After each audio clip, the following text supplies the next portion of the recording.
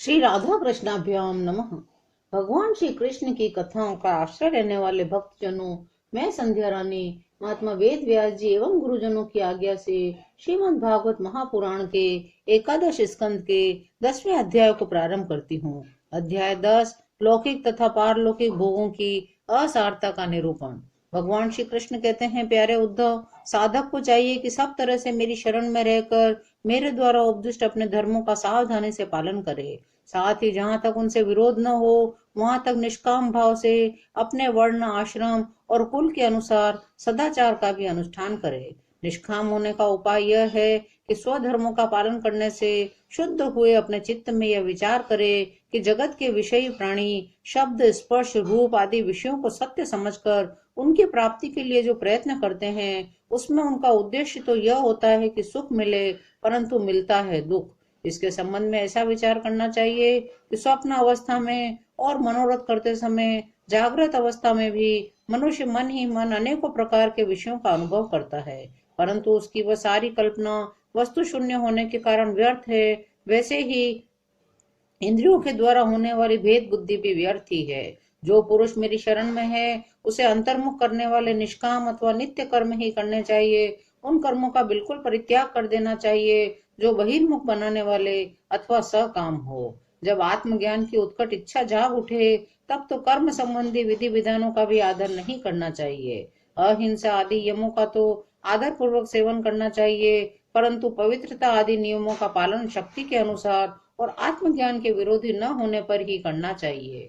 शिष्य को अभिमान न करना चाहिए, वह कभी किसी से डाह न करे, किसी का बुरा न सोचे, वह प्रत्येक कार्य में कुशल हो, उसे आलस्य छू न जाए, उसे कहीं भी ममता न हो, गुरु के चरणों में दृढ़ अनुराग हो, कोई काम हड़बड़ा कर न करे, उसे सावधानी से पूरा करे, सदा परमार्थ के संबंध में ज्ञान प्राप्त करने की इच्छा बनाए रखे, किसी के गुणों में दोष न निकाले और व्यर्थ की बात न करे। जिज्ञासु का परम धन है आत्मा, इसलिए वह स्त्री, पुत्र, घर, खेत, स्वजन और धन आदि संपूर्ण पदार्थों में एक सम आत्मा को देखे और किसी में कुछ विशेषता का आरोप करके उससे ममता न करे, उदासीन रहे।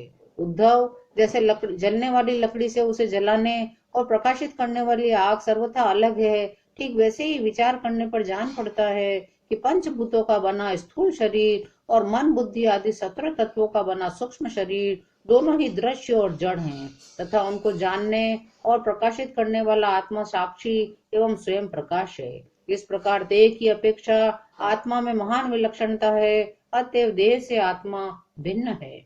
जीव को शरीर और शरीर को जीव समझ लेने के कारण ही स्थूल शरीर के जन्म मरण और सूक्ष्म शरीर के आवागमन का आत्मा पर आरोप किया जाता है। प्यारे उद्धव, इस जन्म मृत्यु रूपी संसार का दूसरा कोई कारण नहीं है, केवल अज्ञान ही मूल कारण है। इसलिए अपने वास्तविक स्वरूप को, आत्मा को जानने की इच्छा करनी चाहिए। यज्ञ में जब अग्नि मंथन करके अग्नि उत्पन्न करते हैं तो उसमें नीचे ऊपर 2 लकड़ियां रहती है, बीच में मंथन काष्ठ रहता है।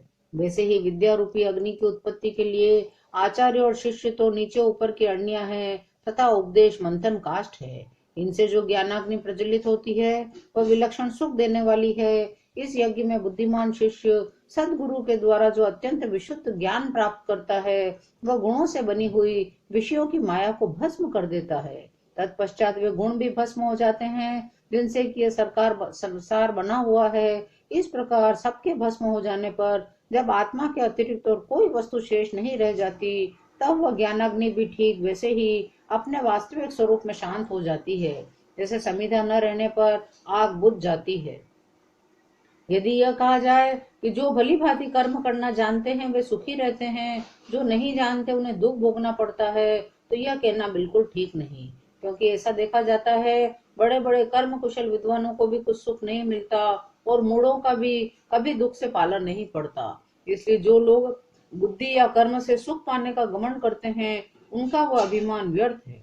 प्यारे उद्धव, लौकिक सुख के समान पारलौकिक सुख भी दोष युक्त ही है, क्योंकि वहां भी बराबरी वालों से होड़ चलती है। अधिक सुख भोगने वालों के प्रति असूया होती है, उनके गुणों में दोष निकाला जाता है, छोटों से घृणा होती है।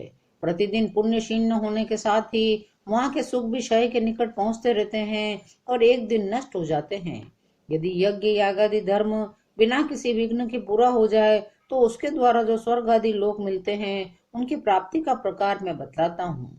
सुनो, यज्ञ करने वाला पुरुष यज्ञों के द्वारा देवताओं की आराधना करके स्वर्ग में जाता है। वहां अपने पुण्य कर्मों के द्वारा उपार्जित दिव्य भोगों को देवताओं के समान भोगता है।